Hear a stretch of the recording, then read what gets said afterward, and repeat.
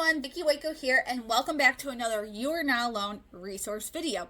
Today I wanted to start by introducing our next series we're going to be doing. We're going to be looking at the 5 most common effects that childhood trauma survivors experience in young adulthood. Now, I'm someone who has always primarily worked with teenagers and young adults. That's been the majority of my professional career, so I have special interest in that area. But the most important part of all this is how the first decade of our lives affects all the rest of them. And that is so interesting, right? Now you have to think about this. The first decade, that first 10 years of life, we are changing so much. Our body's growing.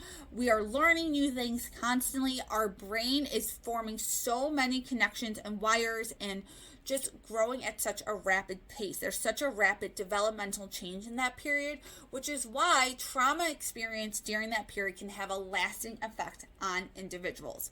So we're going to talk about the 5 most common things you'll see in young adults who have experienced trauma and talk a little bit about how they can overcome them. One of them is cognitive ability, so we'll talk about that. We're also going to talk about physical aspects, things that are health and wellness that can be affected by trauma. We're going to touch on struggling in relationships, which we talked a little bit about before, but we're going to delve into it again from a scientific standpoint. We're going to look at lack of self-worth and how that affects survivors of trauma.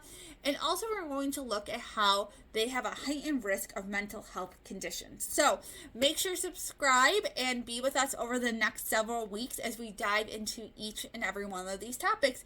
But always remember, you're not alone on this journey. We're all here to support one another. I will see you back next week. Bye for now.